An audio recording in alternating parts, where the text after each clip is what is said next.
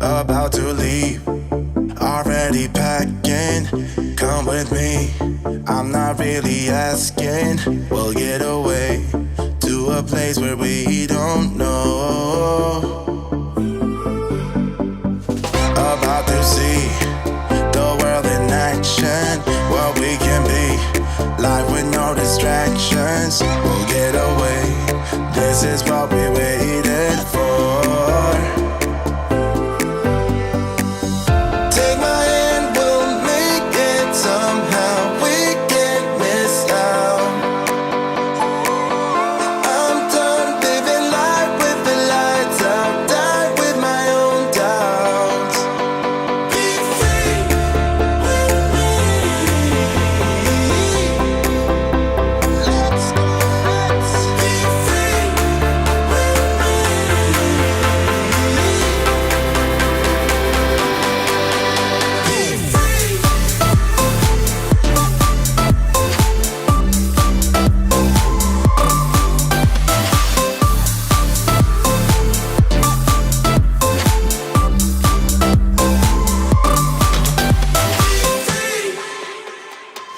Not looking back, eyes on the freeway, Bonnie and Clyde, a classic cliche. We're on the run, this is what we waited for. Take my hand, we'll make it somehow. We can't miss out. I'm done living life with the lights out, die with my own doubts. Be free.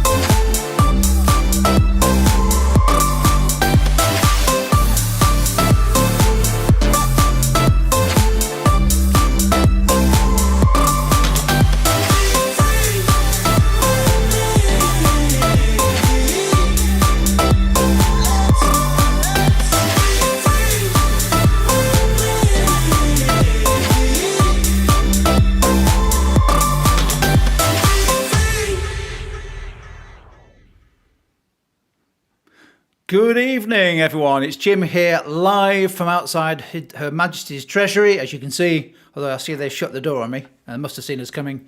We're broadcasting live for this 16th live A-Level Economics Revision Blast, and this one is on fiscal policy. And I'm joined tonight by Lisa, Ollie bottom right, and by my body double, Jeff, bottom left, for a fast-paced session on fiscal policy. Of course, fantastic to see all the people joining the live chat here. Big numbers coming in live, but even more watchers on replay. So if you're watching on replay, good morning or good afternoon, and welcome to the session. How are you doing, team? Are we all set for a fast-paced session? Absolutely. Ollie, do you want to give us a quick intro to what we can expect, particularly for those who've maybe not attended this session or this type of session live before, and then I can flick this switch here and off we go. Absolutely. So we're going to be looking at fiscal policy, and I guess there's probably never a better time to study fiscal policy, given the last sort of year and a half. It's been used by governments all over the world, so we really need to understand what's going on. So this is going to be a really fast-paced session. It's absolutely jam-packed. We've got lots to cover. It'd be great to see answers in the chat, whether they're multiple choice, writing A, B, C, or D. I know Lisa has got a couple of question formats that require slightly longer answers, maybe some thoughts, points on analysis. So get your answers in the chat. It makes our lives so much more enjoyable. But I think let's crack on. Superb. Have fun. I'll have a go at the questions as well, Ollie, just see how I get on. Brilliant. So I think we are going to start with some confusing pairs. So the idea with confusing pairs is that we have two economics terms on the left-hand side, and then 2 definitions on the right-hand side, and you need to decide whether they're matched up correctly or they need to be swapped. So if you just put in the chat whether you think they're correct, or if you write swap if you think they need to be switched over. So we've got proportional tax and progressive tax. So do you think that the definitions on the right-hand side match up at the moment? So Maria thinks it's correct. Sujata thinks it's correct. Seeing lots of answers come in the chat now. This is really great. We'll fly through these first few. Loads of answers coming in now. Pretty much everyone's saying correct. So Jim, do we think it's correct? Fantastic. So this is correct. So example of proportional taxation, you can use national income, national insurance contribution, and then for progressive taxation, things like an income tax where you've got a basic rate and a higher rate. Fantastic. Should we move on to the second confusing pair, please, Jim? So we've got vertical equity and horizontal equity. So again, 2 ideas to do with taxation. Do we think that the definitions are correct at the moment, or do we think that they need to swap? What do we think? Let's get some answers in the chat. Really fantastic start. Loads of answers for the last one. Let's try and keep that up throughout the rest of the session. Jeff is right. This is a tough one. I know this is a classic one to get mixed up. Kevin and Phoebe both think swap. Lottie thinks swap. Pavit thinks swap. Yoda, we've got Yoda joining us today. Fantastic. Yoda thinks swap. Let's see, Jim. Do we swap or are they correct? Fantastic. Yeah, so horizontal equity, we got this idea that tax should be fair. You should have equal treatment for those on similar incomes. And then vertical equity, there should be some sort of redistribution of income using progressive taxes. Fantastic. So the third and final confusing pair, this is an absolute classic. Jeff and Lisa will agree. This is one that gets mixed up so often. So really need to make sure we understand what a budget deficit is and what a national debt and how the 2 are linked. So do we think these are correct? I'm seeing lots of people saying swap. Lottie saying swap. Ben saying swap. Sujata saying swap. Loads of people saying swap. Clark saying swap it up. Swap it up. So Jim, should we swap it up? Absolutely we should. So at the end of the fiscal year, the budget deficit is wiped and added to the national debt. And then we start the new year's budget deficit. Fantastic. I think I'm handing over to Lisa now. Yes, you are. Thank you very much. Okay, Jim, can we push on with our first phrase? Well, what on earth could this be? Enstetota, far, Fiscal, stodias. It's your job to try and replace those vowels with something that might make some degree of sense. So have a go in the chat, see if you can work out what you think that really ought to say by swapping out those vowels and putting some more appropriate ones in. Let's have a look what's coming in here. I've got a cracking one. Is it the National Stadium of Portugal? I think that might be a curveball chucked in by Jeff, but I can see some right answers coming in here. Absolutely brilliant. It is indeed the Institute for Fiscal Studies. You may well have encountered this in the last few weeks. The Institute of Fiscal Studies produce a green budget before the actual budget, which of course we had a couple of weeks ago. And then they also write a review on the budget afterwards. They're an independent research institute. They've been around for about 40 years, and they often provide a fantastic critique of the budget. So well worth looking at their publications. Okay, next slide, please, Jim. Oh, Ifoko Fia Badgot Rospint Soblotti. What could that be? Again, can you replace those vowels? Any ideas of what that might stand for?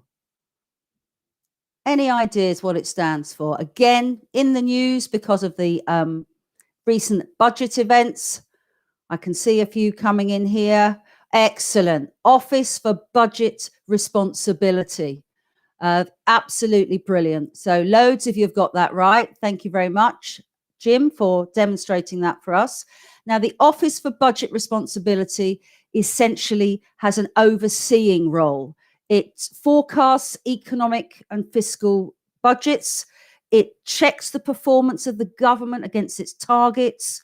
It checks whether the government spending plans are sustainable or not. So it has a very important overseeing role for the government and for all the fiscal policy that the government might introduce. So it really just checks whether the Chancellor has got his sums right. Next slide, please. Debt management effathi. What's that? Tricky one, this. Any idea what that might stand for? I can see a few coming in here. Ah, yes, I've got it. Yoda is on message, as one would expect for one so wise. Debt Management Office, absolutely. It's the Debt Management Office. And essentially, this is another organization that's double checking that the government's sums add up. The Debt Management Office checks to see whether or not the government can pay its bills. All the spending it's committed to, is there the cash in the bank to pay for it? Now, I would say that these institutions sound incredibly unsexy, but it's very important you know what they do and you know the difference between them. Just a couple of lines. So when you're writing about fiscal policy, you're able to write with confidence. If we can move on, please. Okay, now it's back to classic multiple choice questions. So here you've got, which of the following is not a direct tax? So which of those is the odd one out? We've got goods and services tax, probably something like VAT or excise duties, income tax, that we all pay on what we earn, inheritance tax, which you pay on assets when your parents die, capital gains tax that you pay on any gains you've made on perhaps shares. So I can see loads and loads of correct answers coming in. So Jim, tell us what the right answer is. Absolutely spot on. So it is goods and services that are not a direct tax. They're described as an indirect tax. Any tax on spending is an indirect tax. So the examples I gave you, things like VAT, excise duties, air passenger duty, if you can remember what it was like to get on a plane, the fizzy drinks tax, they're all examples of taxes on spending. Okay, let's see if we can be as brilliant on the next one. So here, features of the government budget relating to income taxes and welfare spending that act automatically to dampen short-term fluctuations in real GDP are referred to as, well, you've had a super clue here in that part of the answer is in the question. So I can see lots of you flying through with a B here, and you are spot on. Automatic stabilizers are a feature of fiscal policy, and they're designed to help iron out the extremes of a business cycle. Best examples being, of course, progressive income tax. The more you earn, the greater the proportion of your income you pay in tax. That helps stop a boom becoming out of control. And of course, the benefit system, the welfare state, job seekers allowance, now wrapped up in universal credit, all ensure that if there's a recession and people are losing their jobs, they're going to have some income in order to carry on a basic level of spending. That's absolutely brilliant. I think that's pretty much 100% on that. Okay, let's go on to the next question, please, Jim. Okay, so here we go. We've got a fall in consumer and business confidence that could lead to a recession. A recession, of course, a negative economic growth over 2 quarters. So to move an economy out of recession, we want some expansionary fiscal policy. So of that list, which would be the correct answer to choose? Would you want to have increases in indirect taxes, but a cut in indirect taxes? Do you want the money supply to expand? Would that be expansionary fiscal policy? Do you want to have the exchange rate fall in value? Do you want to have an increase in the real value of public sector salaries? Which of those, and this is a bit of a tricky question, which of those would you choose to help inflate the economy to boost aggregate demand. Which one of those is going to be correct? Okay, I can see a number of answers, a much more mixed bag this time. I think I've got the whole selection. Okay, but in fact, if you can reveal the correct answer for us, Jim, it is D. Now, this is tricky because of the language they've used. An increase in the real value of public sector salaries. What's that mean? Well, essentially, what it means is an increase in your real income. So in other words, it means salaries will be going up faster than inflation, because that would mean you'd have more income to spend. To give you an example, Scotland have just announced a 4% rise in the salaries for NHS workers. Now, we all know inflation is below 1% at the moment. So that means for Scottish NHS workers, they're going to have a more than 3% increase in their income, which they can then go out and spend. So an increase in real value is a sort of a sneaky way of saying there's been an increase in real income. Okay, that's some brilliant responses now. And it's now time for bubbles. So I'm going to hand over to Jeff. Well, of course, thanks, Lisa. They always give me the bubble quiz. This is my favourite quiz. I've actually been trying to persuade the exam boards to include this in the A-levels in future years. It's got to be the best quiz on the planet. This bubble quiz, we're going to give you 4 answers. You have to decide how many of them are correct for each. So the number, please post a number in the chat window, could either be 0, 1, 2, 3, or 4. So here we go. I think we've got 3 bubble quizzes to have a go for. Here's the first one coming up. Which of these would be features of a good tax? Wow, have a go at this one. Which of these will be features of a good tax? A, B, C, or D? These are also known as the canons of taxation. So if you were to build a tax system from scratch with a blank sheet of paper or a blank iPad screen, what features would you want to include? So which of these is a feature of a good tax? So Jutta says A and B. Interesting. Sonny goes for B. What about combinations? Is it 1, 2, 3, or 4? What do we reckon on features of a good tax? Lots of answers coming through. Eleanor has gone for A, B, and D. Let's reveal the answer, please, Jim, if we can. Superb answer, Eleanor. Yeah, A, B, and D. Undesirable incentives. You know, for example, the impact of high tax rates could be on work incentives, for example. Incentive to evade tax. Tax systems should be cheap, convenient to collect. Oftentimes, the amount of tax is quite low relative to the cost of collection. Hard to avoid. Well, it's hard to avoid that answer, isn't it? Corporate tax avoidance is perhaps the biggest single issue in fiscal policy at the moment. Taxes should be easy to pay. And of course, things like income tax, national insurance, I find those quite easy to pay. A, B, and D on that one. Well done. Superb. Let's move on to our second bubble. Now, which of these are sources of government revenue? 4 answers on the board there on the bubbles. As my students said to me this morning, they suddenly realized the bubbles were moving, which is quite interesting. Taken about 3 months to work that one out. Which of these are sources of government revenue? What do we reckon? George has gone for DAB. Yoda's gone for A and D, our expert Yoda, man of great wisdom. Joshua's gone for A and D. Eleanor's gone for A and D. What do we reckon, Jim? If we can have the answers, please. Good. Yeah. Excellent. Indirect taxes, of course. I think 134 billion VAT last year. Staggering.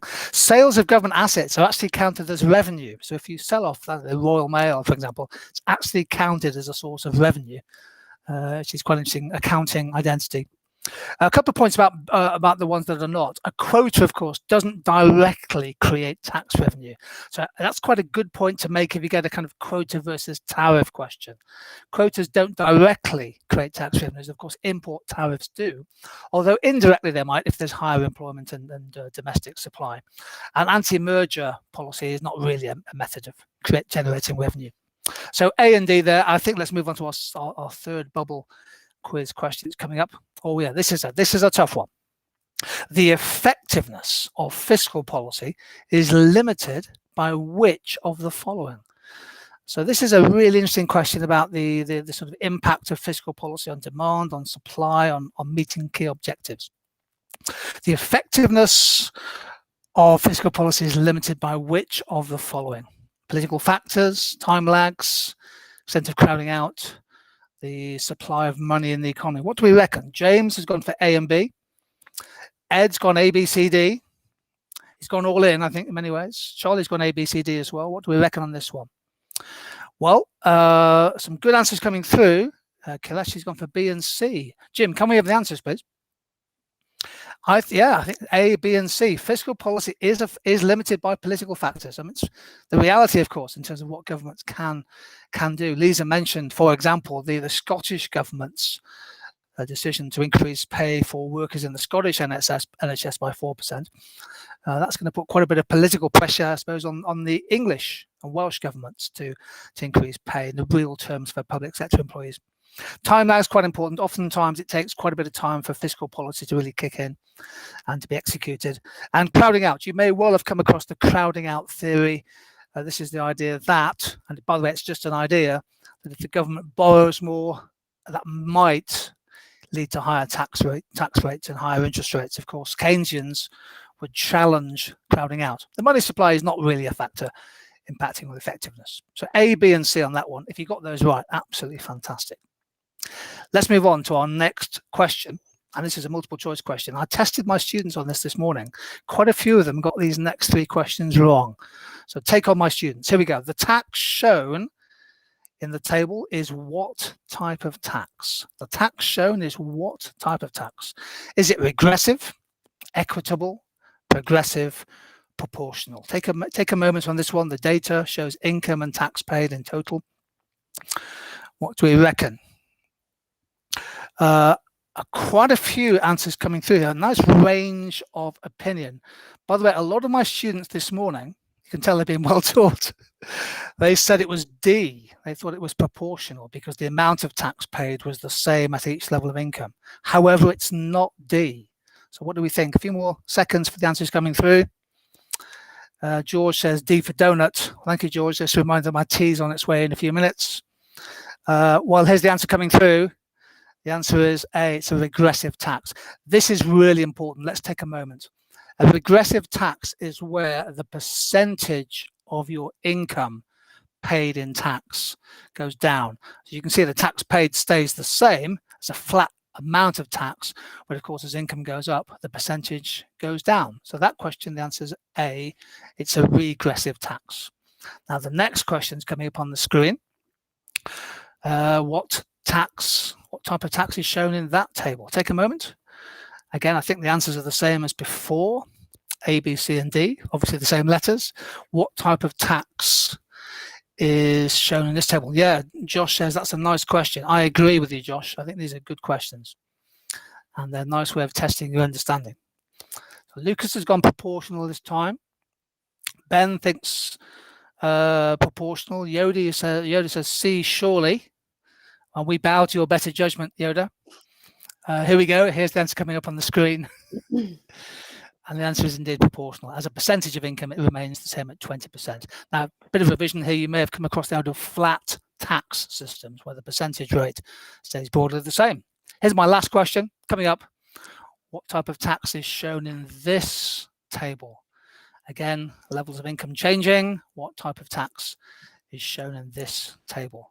If you have a moment, please type your answer into the chat window.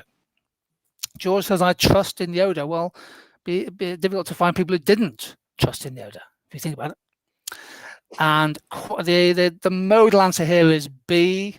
B for revision blast. Let's have the answer, Jim, please. Hope it's B. It is B, because the percentage of income paid in tax goes up. People on £20,000 actually pay 6% of income, whereas people on 90,000 pay 12%. Do make sure you know your progressive, regressive, proportional taxes. It's a good bit of knowledge to have on fiscal policy. I'm going to hand over now to Ollie for the next activity. Fantastic. So now we're going to look at the crack the code. So what I'd like you to do is order these areas of government spending from highest to lowest. So we're thinking the UK, this is 2020 to 2021 data. So keep COVID in mind when you're sort of ordering these. This is information from the Office of Budget Responsibility. I think as Lisa talked about earlier, they monitor public sector finances. So if you could put your string of 6 letters into the chat, Jim's YouTube algorithm should pop out the right answer as soon as the correct answer is put in the chat. And I think whoever gets the first answer, Jim can probably sort them out with an internship at GCHQ. So there's a good incentive to try and get this one. So Lucas has come in. State pensions, he thinks, is the highest level of government spending. Michelle thinks D, investment. Yoda thinks E. Yoda thinks state pensions as well. Really big range, actually, coming into the chat now. So fantastic. Haven't seen the right answer yet. Gregory and Oz think that healthcare has the highest amount of spending in the UK. Well, I'll give you a clue. That is correct. So for all of you that aren't saying healthcare is at the top, maybe you need to rethink your answers. There's your clue, Jeff. Chesco, CEBDAF. So I think state pensions are second. That's not a bad start, but the remaining four aren't quite right. Kiwi's gone ABCDFE. Thinks debt interest is the highest. Oh, seeing someone, Phoebe there. Phoebe there is relatively close. So if you have a look at Phoebe's answer, it's not quite there. What do we think? I'm seeing a few people around the right ballpark. Jack Hudson as well, asking the right questions. In fact, Joseph Bust, I think, is almost there, but one. Two letters need to be switched around. He was correct with the first three. CEF, healthcare first, state pension second, universal credit third. So it's CEF to start with, but what do we think out of the other three? Investment, education, debt interest. Mason, very close, but again, not quite there. Blimey, this is quite a long one. This is a difficult one. Oh, I think maybe I've seen it. Was that Grace, Jim? Jim's algorithm will give us the correct answer. Does Grace get the Phoebe gets the internship at GCHQ. Well done, Phoebe. So here we go on the screen. We've got the levels of government spending range from highest to lowest. So healthcare, obviously, it's been a big priority of the UK government over the last year. Interestingly, at the bottom, we've got debt interest. So that's interest that's paid to private sector holders of government issued debt, so gilts, and interest paid by the Bank of England on QE money. So investment's always a big one when we're thinking about sort of UK spending. Our UK's sort of spending on investment as a percentage of its GDP is pretty low. It's pretty dire, to be honest with you. So the UK has 16.5% of GDP is spent on investment. France, that level is 24.7%. So the UK not doing brilliantly on investment, probably needs a lot more to boost our supply side and sort of help solve that productivity puzzle. Fantastic. I think, keeping an eye on the time, we're moving on to Lisa. Is it Lisa? Yes, it is. Oh, fantastic. Okay. Thank you. Okay, very often in essays and on data response questions, you're weighing up the pros and cons of a decision. And in this case, we're going to have a practice at looking at two sides of government spending. What might be the advantages and what might be the disadvantages. So this time you're going to have to type in the chat, can you suggest to me some possible advantages of government spending on infrastructure projects? So it's got to be government spending on infrastructure projects. What might be advantages of that sort of thing? Building roads, schools, hospitals, HS2, Crossrail, green projects. What might be the advantages of doing this? I can see here cheaper production of goods. Jude has said that might lead to cheaper production of goods, and decrease in geographic and occupational immobility of labour. That's absolutely brilliant. Certainly if we have better connectivity via transportation. Oh, fantastic. I've got here improved short run growth. This is Ben Long, boosting AD. Could also improve LRAS, long run growth as well. So there are some fantastic answers coming in. So Jim, can you show us what we've got on the scales? Absolutely brilliant. You've covered these points spectacularly well in the chat. So Gregory has said infrastructure increases investment more, and that leads to a multiplier effect. So we've got some fantastic answers here. You are absolutely all over this, which is tremendous. So clearly we've got two sides to look at here. We can talk about government spending on infrastructure projects, boosting aggregate demand. Okay, government spending is a component of aggregate demand, and therefore if we boost government spending, that will lead to a multiplied expansion in national income. But of course, it won't just be government spending that'll rise. All those people employed in those shovel-ready projects, as we like to call them, will be being paid, and they'll be going at the end of the week to the pub when they open to get a burger when it opens. And they'll be spending that money in the economy. So it can be a really big boost to aggregate demand. But on the other side, of course, if we're investing in infrastructure, it's not just aggregate demand that will improve. We'll see a shift in the long run aggregate supply curve, improvements in productive capacity and productivity. You know, if you've got better transport links, you're getting to work quicker, fewer hours on the train, more time at work. If you've got smart motorways, it means transportation is quicker up and down those motorways. So if you're delivering goods, that will be much more efficient. In the budget, the Chancellor talked a lot about infrastructure, the new infrastructure bank being built in Leeds. He talked about green projects, expansion of broadband.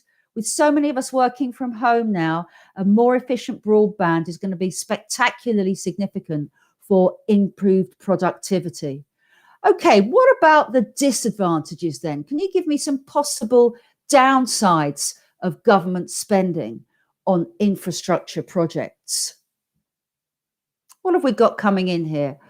What could be a downside of this if we end up having lots more spending on infrastructure projects? What can be disadvantages? We've got Charlie talking about environmental disruption. We've certainly seen that recently, haven't we? There was going to be a new coal mine being exploited in Cumbria. The environmentalists have seen that off. So we've got lots and lots of potential disadvantages. Budget deficit, absolutely, and increasing debt. They are probably the big issues we might discuss. We've got Kiwi talking about opportunity cost and time lag. Absolutely. That money could be spent elsewhere, perhaps on other more immediate issues. So perhaps, you know, if we're worrying about the income inequality generated from COVID, perhaps it would be better to have government spending aimed at reducing income inequality. So let's have a look at some of the disadvantages, can we, Jim?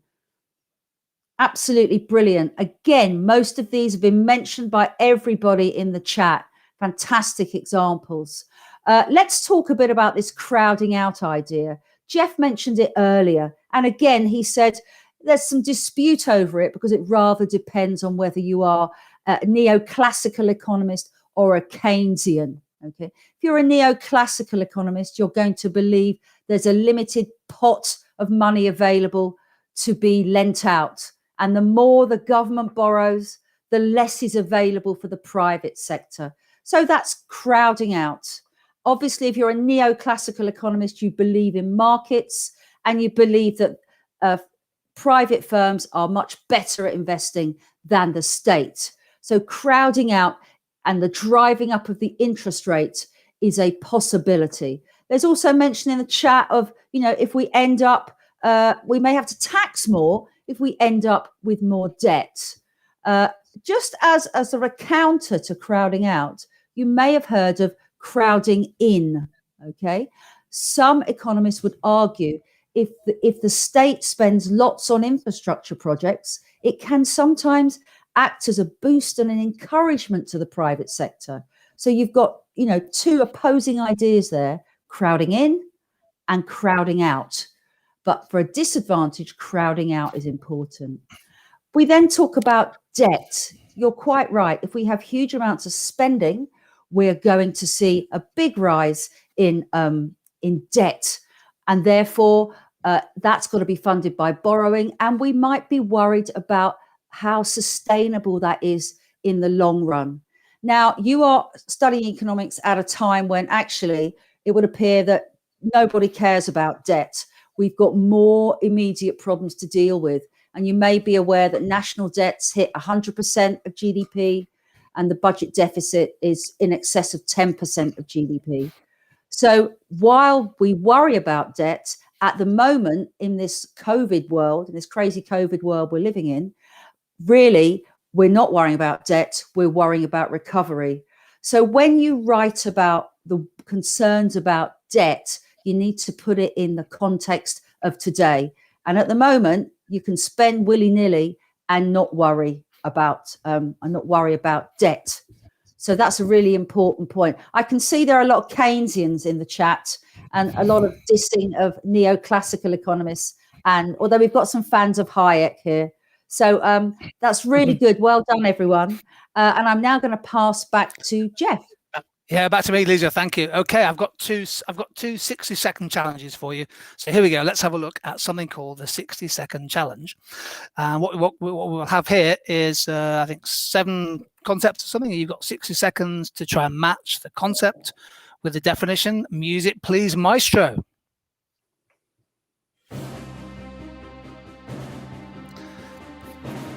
So match the definition here with the concept. And if you can put the combination of letter and numbers into the chat, that would be great. Try and get as many as you can.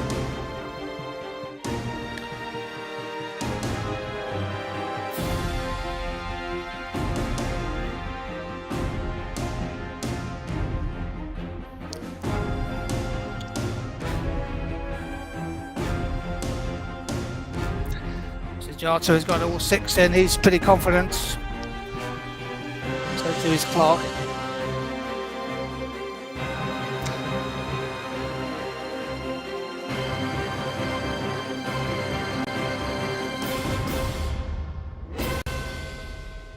There's our minute. Okay, how many did you get? 6 key concepts here. Did you manage to match them? Let's have a look at the combinations, please, Jim. And here they come. Yeah, fiscal rules, guidelines for government borrowing, introduced by Gordon Brown many, many years ago. They've basically been left out of the equation in recent times. The OBR, Lisa mentioned that before, the multiple choice question. Cyclical budget deficit, that's where the size of the budget deficit is influenced by where the economy is in the economic cycle. The structural budget deficit, some people actually mentioned that in chat. It's basically the deficit that won't disappear when the economy, for example, finally recovers from COVID. Discretionary fiscal policy is where you make a conscious, deliberate change to either the level of spending or tax. Lovely. Now, I've got one more activity for you, one more quick activity. Again, this is a 60-second challenge, but I'm feeling particularly generous today, particularly generous. So I'm going to give you a minute instead of 60 seconds. Which of these tiles are correct? Let's have 60 seconds. What do we think? 60 seconds. Type in, please, which of these tiles are correct. What's the duty on a pint of lager? What's the basic rate of income tax? Is that correct? Is the data on VAT correct? So just type the letters that you think are correct.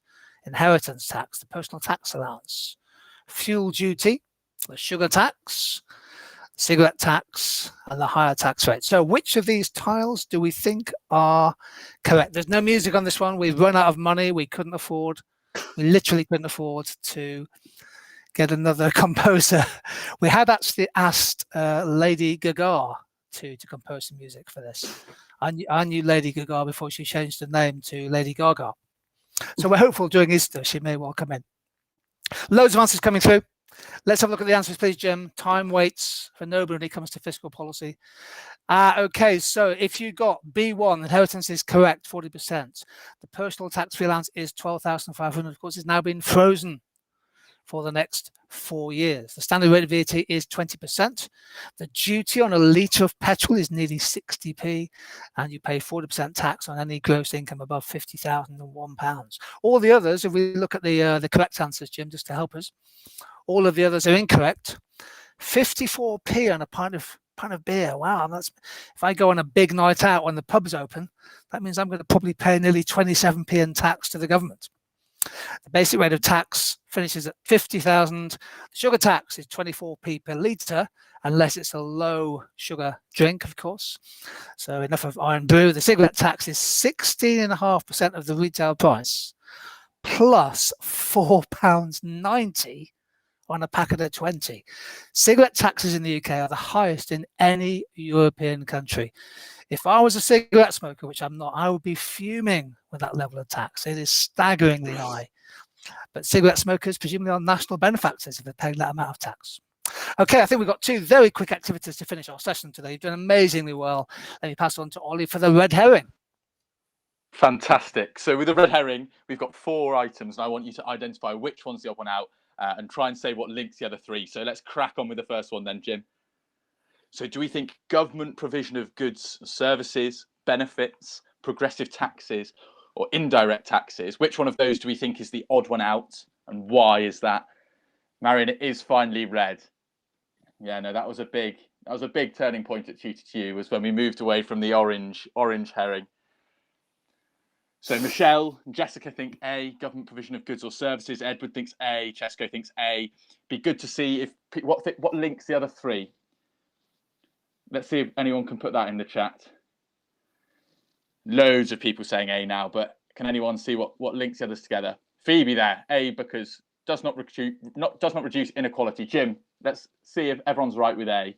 Fantastic. Indirect. Oh no, D. Oh blimey, D. Sorry, I was so convinced by everyone saying A, but the answer was actually D. So indirect taxes here, because the others are fiscal policies aimed to reduce poverty. So indirect taxes aren't necessarily aimed at reducing poverty, because some, for example, are regressive. So alcohol and cigarette excise duties, which Jeff was just talking about, are actually tend to be regressive taxes. So the average rate of tax on those with higher incomes is lower. So D is the odd one out there. That's why it's called red herring, Ollie. That's why it's called red herring. Yeah, that even caught me out when I wrote the question. Or purple herring, as I can see on my screen. The next one, please, Jim. So the second red herring, which of these do we think is the odd one out? Do we think it indicates government spending may be too low, large interest payments for future generations, less attractive for FDI, not HDI, more difficult to borrow? Which of those do we think is the odd one out? Lottie thinks A. It is a good one. Anybody who gets this, Ollie, is a seriously good fiscal policy economist. Yeah, no, I agree. We've talked about it a bit in session. Hopefully you'll get this right as well on this one. Yeah, exactly. Phoebe thinks consequences of big debt. Ben Long, A. The others are issues with a large budget deficit. Interesting thinks it's budget deficit. Charlie thinks C. Joshua thinks A. So a mixture of A's and C's. What do we think, Jim? What's the right answer, please? So the right answer is A. So well done to those of you that said that. The other 3 are implications of a large, long-term national debt. So Lisa mentioned at the moment, lots of countries don't have a big problem with spending more due to the sort of immediate situation faced by COVID. But if you look at a country like Lebanon, which has had high levels of historical national debt, which is equivalent to about 170% of its GDP, it was actually so large that it meant that it had to default on a £1.2 billion bond payment it was supposed to make in March of last year. So that means it's probably going to struggle to secure future loans and probably end up needing help from the IMF in the future. So it can be a problem if it gets too big for certain countries. Fantastic. The final red herring, this one should be really, really easy. What do we think? Do we think it's A, B, C, or D here? There's a bit of a clue. Jeff, what do you think? Let's hope we don't make multiple mistakes in this red herring quiz, Ollie. Multiply. I'm not sure. Although I'm going to have a go at this myself. Yeah, please do. So I've pretty much everyone saying D here. So let's see if everyone's right, are they, Jim? Surely we go with the herd. Fantastic. So all the other 3 are factors that impact the size of the multiplier. The other 3 actually add up to make the marginal propensity to withdraw. And obviously the marginal propensity to consume is 1 minus the marginal propensity to withdraw. And the larger multiplier means we've got the greater increase in national income after an initial injection. How long does the money stay in the circular flow? Fantastic. And the very last activity is a higher or lower. Oh, we like this. Fantastic. Can we all have? Can we have a go at this, Ollie? We Okay. absolutely do. Yeah, no, Jeff and Lisa, I'm going to be holding you to your answer. So let's reveal the first one, please, Jim. So this is the UK's national debt to GDP ratio. So I think this was taken from February data, so it's probably a bit higher now. So the UK, 99.4%. The next country, Jim, is the US. Do we think the US has a higher percentage national debt to GDP ratio? You're teasing us, Ollie. USA. I know. Are we allowed to Google? Absolutely not. No. I am going to go lower. You're going to go lower. Lisa, what would you go with? Yeah, I'm going to go lower. Interesting. This is before Biden's stimulus bill. Jim, what is the answer? It's actually higher. Much higher. Both of you obviously knew the correct answer there, so thank you for influencing other people's answers. Japan. Do we think Japan has higher or lower national debt to GDP ratio than the US? Lisa, what do you think on this one? Lisa, go on, you go first this time. I'm going to go lower. I think Japan has the highest government debt in the world, 237% of GDP. Or somewhere close. Very good knowledge. So Joshua thinks it's over 200% as well, although Clark the US is highest. It's big. So you're a loggerheads, Clark there, Jeff. What do we think the answer is? What is the answer, Jim? Enlighten us. Wow. 224.8%, which is absolutely massive. So most of that debt, Ollie, most of that debt is owed to Japanese people rather than to external creditors. So. Exactly, really interesting. It was mainly stimulus packages after sort of real estate bubbles and finance bubbles that burst in the 1990s, and they've also got an aging population, which means lots of government spending and pensions, for example. The next country, please, Jim. France. Well, if Japan has the highest government debt in the world. Yeah, exactly. I think we're all going to get 100% for the next ones. I'll go lower. I'll join you. I'll go lower. I see everyone going lower. So, Jim, what's the answer, please? Okay. Lower 97%, so lower than the UK's as well, which is interesting. And the final one. This is winner takes all. Winner takes all, everybody. South Korea. What do we think, that's a tough one. I think it's relatively low. I think it's about 64% of GDP. Lisa, what do you think? I'm with Jeff. Yeah. Interesting. So we've got two lowers from our people saying in the chat, Ollie. A good mix. Yeah. Lottie thinks lower, Jessica thinks lower, Edward thinks higher. 100% me thinks it's higher. So what is the answer, please, Jim? Put us all out of our misery. It is lower. It's much lower, actually. South Korea keeping their debt under wraps. Yeah, those are really great bits of data to use in a question on fiscal policy. Just have those little bits of information to hand. Yeah. Really, really great. Fantastic stuff for context. So I think that is us done for today's session. Fantastic session. Really, really great. You're back on camera, I'll just let you know. Yeah. Come on. Reading the chat. So I think next Tuesday we've got government intervention and failure, and next Thursday development economics. Two fantastic ones. Yeah, no, really great. If they're half as good as today's session, it will be. Are they 7 o'clock in the morning, Jim? Are we going early next week? What's the plan? I need to check the dates. Actually, I know that we are going morning sessions, aren't we, next week? To allow, I was going to say, to allow me to go play golf in the afternoon. That's not quite right. To allow students to rest and maybe catch up on some revision in the afternoon. I think it's 10:30. Yeah, I think we are. What we'll do is. 10:30. I think Lisa's right. I think if you go to tutorsteve.net/live, you'll see the dates. I think we're going to upload them first thing in the morning, actually, for all of the 3 weeks of Easter. So we're doing a big program of stuff over Easter, similar to these sessions. But I'm pretty sure it is 10:30, which should be about okay for A-level economics students. I'm just about beyond. Just got time for breakfast, you think? Hopefully. But fantastic. No. I mean, Ollie, fantastic to you and Lisa and John behind the scenes with those amazing animations and the data. Wonderful session once again. And just looking at the answers in the chat window, fantastic, weren't they? Really good. Really fantastic. Fabulous. Really good. Don't forget, by the way, nobody's come out of the doors of the Treasury, so I'm assuming they're all inside watching this session.